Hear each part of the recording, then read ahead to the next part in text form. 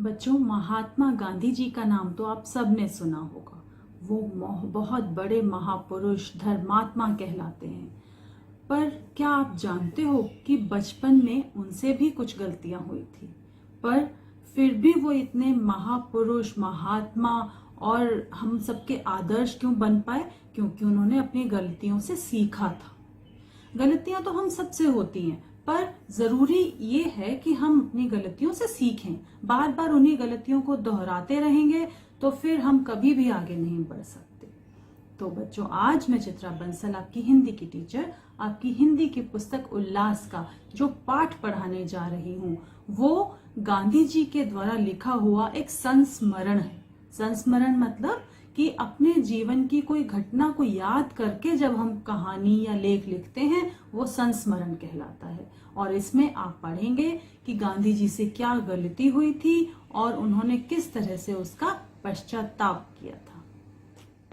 पाठ का नाम है पश्चाताप के आंसू। पश्चाताप मतलब जब अपनी गलती का एहसास हो और हमें उसके लिए पछतावा हो तो वह पश्चाताप कहलाता है। चलिए पाठ पढ़ना शुरू करते हैं और मेरे साथ साथ आप सबने बोल बोल कर पढ़ना है। 12-13 साल की उम्र में मैंने अपने नौकर के जेब खर्च में से कुछ पैसे चुराए थे। अपनी इस हरकत पर मुझे बड़ा पछतावा हुआ। मैंने मन में तय किया कि अब मैं चोरी नहीं करूंगा, लेकिन अपनी बात में निभा न पाई। जब मैं 15 वर्ष का था तब मेरे बड़े भाई बुरी संगत में पड़कर किसी के कर्जदार हो गए। कर्जदार हो जाना यानी अगर हमें जरूरत है तो हमने किसी से पैसे उधार लिए हैं तो हम उसके कर्जदार हो गए। उस समय मेरे भाई बाजूबंद पहनते थे। उस बाजूबंद में सोने का एक ताबीज बंधा हुआ था। बाजूबंद होता है जो बाजू में पहना जाता है, जैसे कंगन होता है, चूड़ी होती है जो कलाई में पहनी जाती है। बाजूबंद होता है जो जिसमें धागे के साथ कुछ बंधा होता है, जिसको ताबीज कहते हैं, और वह बाजू में ऊपर की तरफ पहना जाता है। तो कौन पहनता था बाजूबंद? गांधी जी के बड़े भाई। हम दोनों ने उस ताबीज में से थोड़ा सा सोना काट लिया और उस टुकड़े को चुपके से बेच आए। उससे मिली रकम से हम लोगों ने कर्ज के 25 रुपए चुका दिए। कर्ज का भार तो उतर गया, लेकिन मेरे ऊपर पाप बोध का भार चढ़ गया।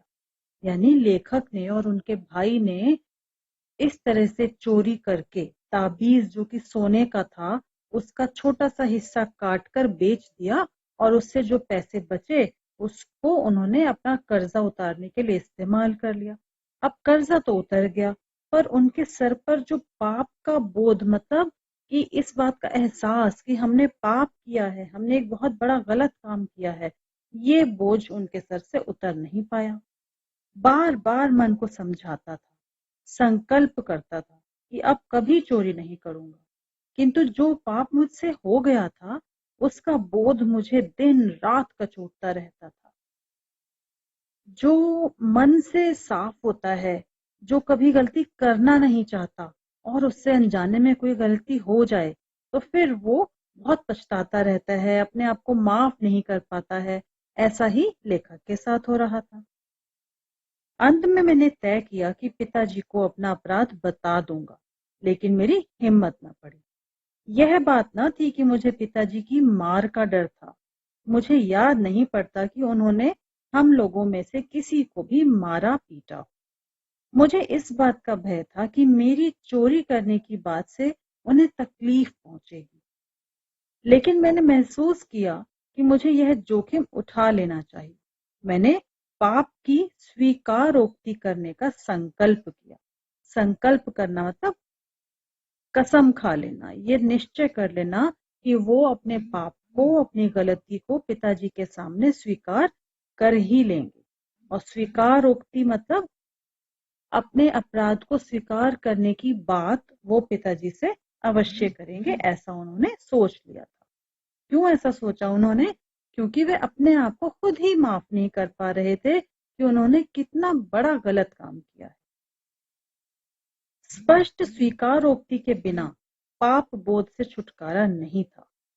मतलब जब तक वो साफ साफ अपनी गलती बता नहीं देंगे, अपने पिताजी को कह नहीं देंगे, तब तक वो उस अपराध की भावना से, ग्लानि से बाहर नहीं आ पाएंगे। मैंने तय किया कि मैं सब कुछ लिखकर पिताजी को दे दूंगा और उनसे क्षमा याचना करूंगा। क्षमा याचना मतलब माफी मांगूंगा, उनसे प्रार्थना करूंगा कि वो मुझे माफ कर दें। मैंने एक कागज पर सारी बातें लिख दी और उसे कांपते हाथों से पिताजी को पकड़ा दिया। क्यों हाथ कांप रहे थे उनके? उन्होंने बताया ना कि वो इस बात से नहीं डर रहे थे कि पिताजी मारेंगे, बल्कि उन्हें इस बात का दुख था कि पिताजी को ये बात जब पता चलेगी कि हमने चोरी की तो वो कितने दुखी होंगे। तो वो पिताजी को दुखी नहीं करना चाहते थे, पर अपने आप को उस पाप के बोध से, जो उन्होंने पाप कर दिया था, गलती कर दी थी, उससे मुक्त भी करना चाहते थे। तो बोल तो वो सकते नहीं थे पिताजी के सामने। फिर उन्होंने वो सारी बात एक पत्र में लिखकर और पिताजी को पकड़ा दिया। इस पत्र में मैंने न केवल अपना अपराध स्वीकार किया था, बल्कि यह भी लिखा था कि इस अपराध के लिए मुझे भरपूर सजा दी जानी चाहिए। अंत में मैंने यह प्रार्थना भी की कि मेरे अपराध के लिए वे अपने आप को सजा न दें। पत्र में मैंने यह वचन दिया था कि भविष्य में मैं कभी चोरी नहीं करूंगा। तो उस पत्र में उन्होंने सारी घटना भी लिख दी और ये भी वचन दे दिया कि आगे से वो ऐसी चोरी का काम या कोई भी गलत काम नहीं करेंगे। उन दिनों पिताजी अस्वस्थ थे, मतलब बीमार थे, उनका स्वास्थ्य ठीक नहीं था। वे एक चौकी पर लेटे हुए थे। पत्र पकड़ाकर मैं चौकी के पाए ताने बैठ गया। पत्र लेकर पिताजी चौकी पर बैठ गए। उन्होंने प्रारंभ से अंत तक पत्र पढ़ा। उनके नेत्रों से झरझर आंसू बहने लगे। पत्र भीग गया। एक क्षण के लिए उन्होंने आंखें मूंद ली और एक गहरे विचार में खो गए। उन्होंने पत्र फाड़ डाला और फिर वे लेट गए। उनका हृदय रो रहा था। मैं भी रोने लगा। मुझे उनकी पीड़ा दिख रही थी। पीड़ा मतलब दर्द, तकलीफ। किस बात की तकलीफ हो रही होगी उनको? कि उस बच्चे ने चोरी की, गलत काम किया। यदि मैं चित्रकार होता तो उस पूरे दृश्य का चित्र बना डालता। आज भी वह दृश्य मेरी स्मृति में ज्यों का त्यों बना हुआ है।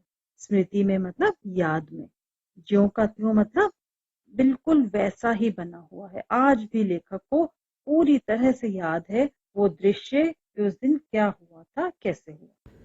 प्रेम के उन आंसुओं ने मेरा कलुष धो डाला। कलुष मतलब पाप, कलंक। जो मुझसे अपराध हुआ था, अपनी ही नजरों में मैं पापी नजर आ रहा था, तो वो कलुष, वो पाप, वो अपराध का जो बोझ मेरे सर पर था वो धुल गया, मिट गया। मुझे पाप बोध से मुक्ति मिल गई। प्रेम की इस अनुभूति को, इस एहसास को वे ही समझ सकते हैं जिन्होंने उसे महसूस किया है। यानी लेखक इसे शब्दों में बता नहीं पा रहे हैं कि उस समय उन्होंने कैसा महसूस किया जब उनके उस क्षमा याचना वाले पत्र को पढ़कर पिता की आंखों से और खुद गांधी जी की आंखों से भी झरझर आंसू बह रहे थे। मैंने सोचा था पिताजी नाराज हो जाएंगे, मुझे बुरा भला कहेंगे और अपना माथा धुनेंगे। माथा धुनना मतलब पछताएंगे कि मेरे बेटे ने कितना गलत काम कर दिया है। लेकिन आश्चर्य कि वे बिल्कुल शांत रहे। मैं समझता हूँ कि ऐसा मेरी स्पष्ट स्वीकारोक्ति के कारण ही हुआ। यानी जब बच्चे माता पिता से कुछ छुपाते हैं या कोई भी किसी से कुछ छुपाए और फिर अचानक कहीं और से पता चले कि किसी ने ये गलती की है, तब गुस्सा आता है। पर अगर कोई अपना अपराध, अपनी गलती खुद स्वीकार कर ले तो सामने वाला, चाहे वो कोई भी हो, उसे माफ कर देता है। तो इसीलिए शायद गांधी जी के पिताजी ने उन्हें ना डांटा, ना उस कुछ बुरा भला कहा, क्योंकि वे खुद ही अपनी गलती पर बहुत पछता रहे थे। इस प्रकार की स्पष्ट स्वीकार उक्ति ही शुद्ध पश्चाताप होती है। मैंने पिताजी के समक्ष अपना पाप कबूल कर लिया था, मतलब स्वीकार किया था।